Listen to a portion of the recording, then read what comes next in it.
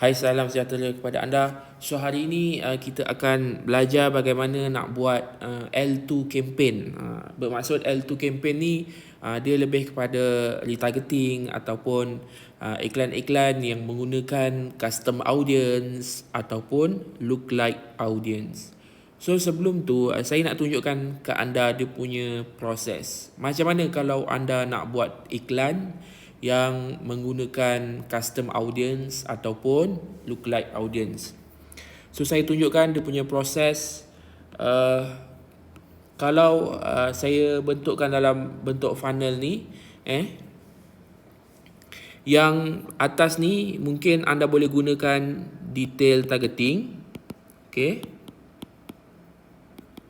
ataupun DT. Yang bawah ni anda boleh gunakan look like, dan seterusnya paling bawah anda gunakan custom audience. Okay, custom audience CA, look like LA. So kenapa saya bagi tahu detail targeting ni berada di paling atas? Seperti yang anda tahu, anda dah belajar sebelum ini, susunan untuk dari segi targeting ni di atas sekali ni adalah dalam kategori stranger. Bila kita gunakan detail targeting ataupun interest, kita target kepada orang yang boleh jadi mereka belum pernah follow kita, mereka belum pernah masuk dalam website kita, ataupun mereka belum pernah lagi baca artikel kita, tengok video, semua belum pernah, stranger. Okay. Dan seterusnya lookalike ni dia boleh jadi stranger, tetapi kenapa saya cakap dia lebih kecil daripada detail targeting? Sebab lookalike ini bergantung kepada custom audience yang anda gunakan. Okay. So untuk custom, saya nak tunjukkan anda lookalike ini terhasil daripada custom audience, dan biasa untuk lookalike ni saya prefer daripada custom audience video view. Okay, yang pertama. Yang kedua, anda boleh gunakan traffic. Okay, dan yang ketiga, anda boleh gunakan purchase behavior. Purchase behavior ni sama ada anda boleh gunakan add to cart, content view, initiate checkout maupun purchase. So nak hasilkan lookalike ini anda perlu buat custom audience dahulu. Okey, barulah anda dapat populate lookalike audience. Biasa berapa persen untuk saya prefer anda boleh gunakan 1% hingga 3%. Okey, kalau anda gunakan percentage yang lebih besar, so dia punya audience size ni lebih besar dan dia punya targeting dia lebih broad lah. Okay. So saya tunjukkan yang pertama ni anda target stranger, yang kedua ni mungkin anda boleh target boleh, dia punya kategori dia adalah similar CA, similar custom audience, dan yang ketiga ni saya boleh cakapkan targeted. Okay. So macam mana pula kategori iklan dia? Ni saya nak tunjukkan ke anda. Saya kecilkan dulu. Kalau anda gunakan custom audience, saya prefer anda buat iklan jenis retargeting. Okay.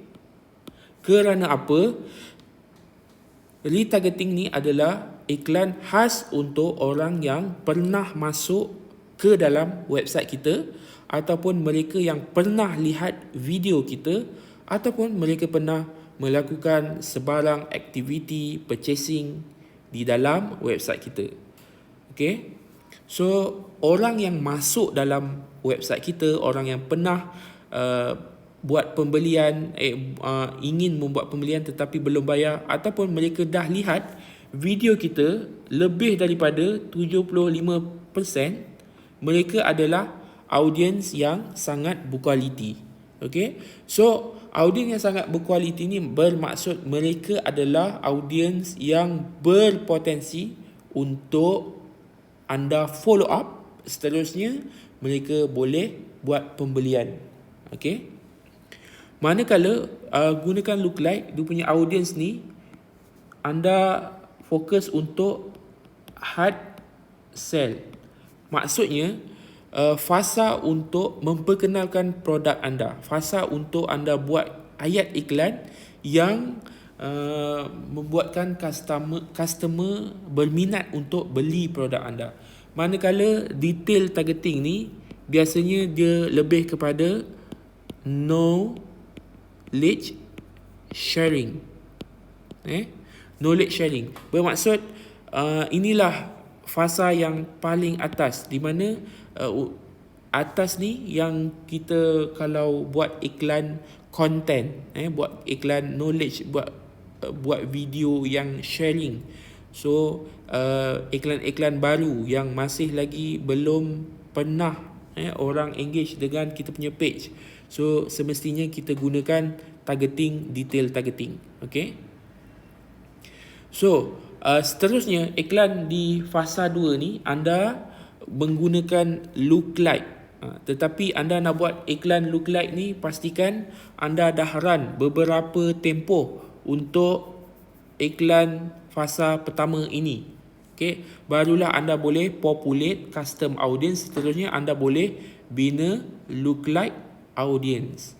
So anda bina lookalike audience ni, barulah anda boleh menjual. Maknanya di bahagian fasa 1 ni tidak semestinya anda menjual. Kemungkinan anda sharing produk anda, ataupun anda storytelling, ataupun anda tunjukkan step by step video tutorial, cara pemakaian, testimonial, semua ni dekat atas. Yang iklan yang kedua anda gunakan lookalike, barulah anda ceritakan tentang produk, testimonial produk, offer anda. Okey, terus ke website.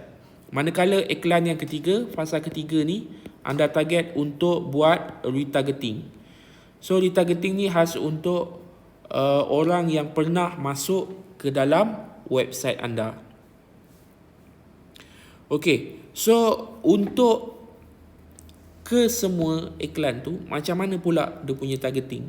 So kalau untuk kategori yang menggunakan detail targeting tu, anda just boleh masukkan apa-apa interest yang related, sama ada public figure, ataupun anda boleh gunakan TV channel, anda boleh juga gunakan brand.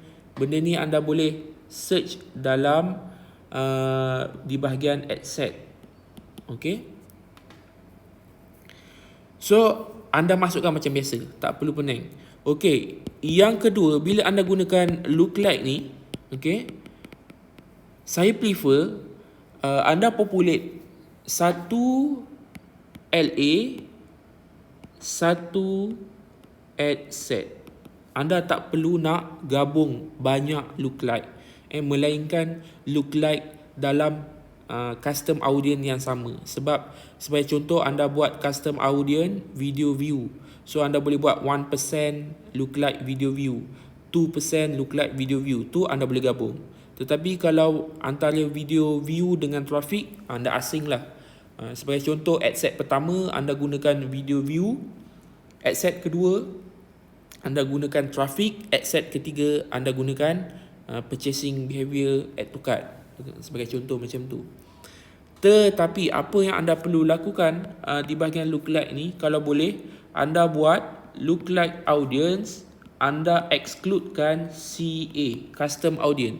Sebagai contoh, saya buat LA 1% video view, okay, dan saya excludekan CA video view tadi. 70, biasa saya buat video view 75%, 14 days. So daripada lookalike 1% ni, dia daripada custom audience ni, so anda excludekan custom audience ni.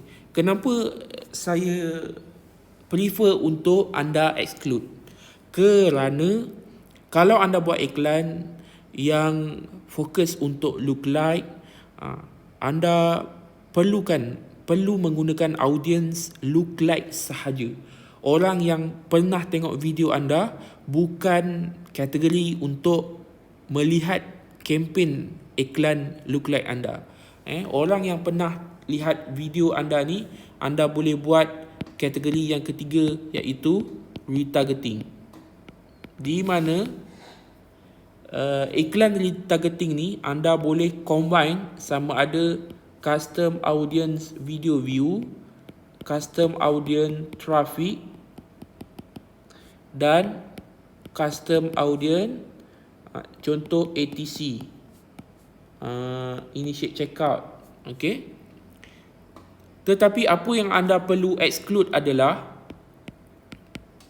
custom audience purchase 180 days. Hari ini, untuk anda set hari exclude untuk purchase ni bergantung kepada berapa lama pengguna menghabiskan produk anda. Okey.